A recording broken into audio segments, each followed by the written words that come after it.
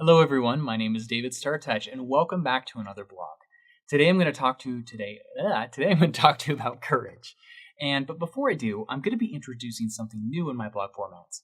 I've decided I want to also share what video equipment and audio equipment that I'm using in case you're interested in putting something out there, so you can hear what it sounds like and what it looks like and the tech I'm using. So audio-wise, I'm using a Rode Video Mic Pro Plus with a low pass filter on, so it gets rid of some extra rumble or background noises.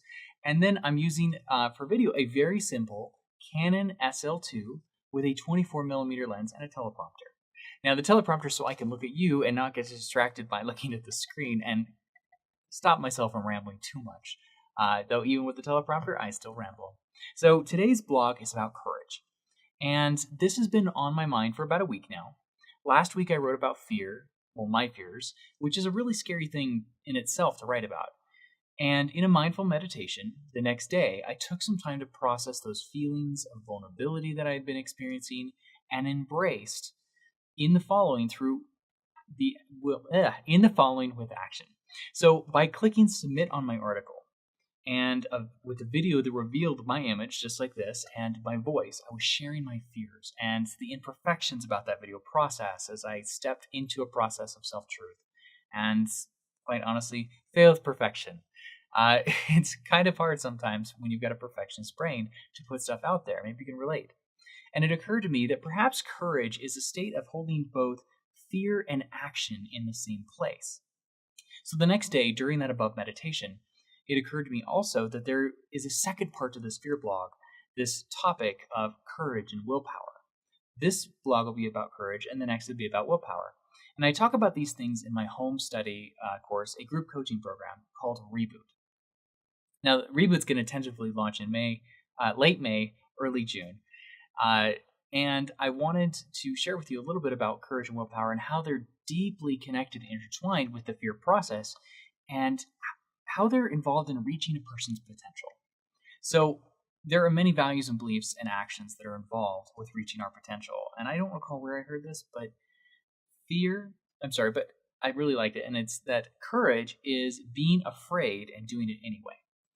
Now, I faced some of my fears last week, and it still took me a day to acknowledge my courage aspect. I was so in the adrenaline, it took me that much time. I wasn't present to the fact that I was exercising courage.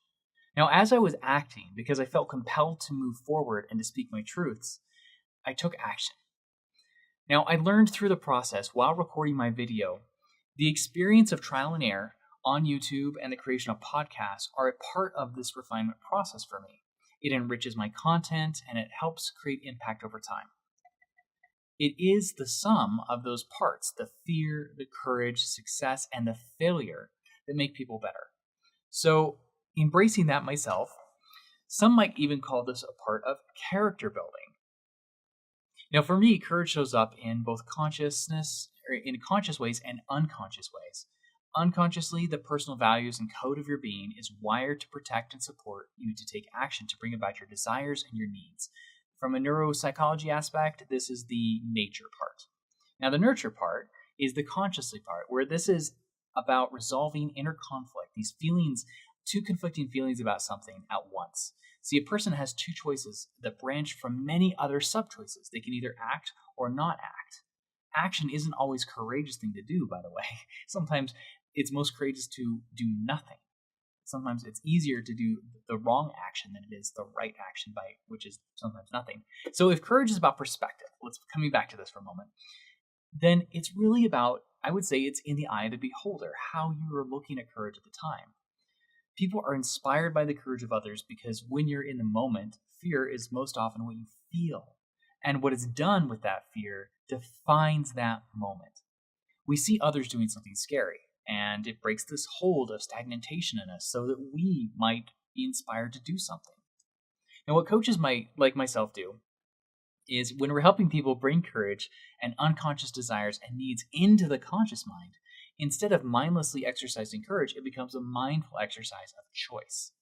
Now, to use free will then, when we're afraid to take forward-moving steps to reach your potential, is where the magic and the transformation happens, regardless of what's going on in your life, regardless of any of those things. Are you growing or are you dying? In this face of fear, are you looking for those courageous moments of transformation? Or are you just looking for your fears? So I ask this question to all my clients.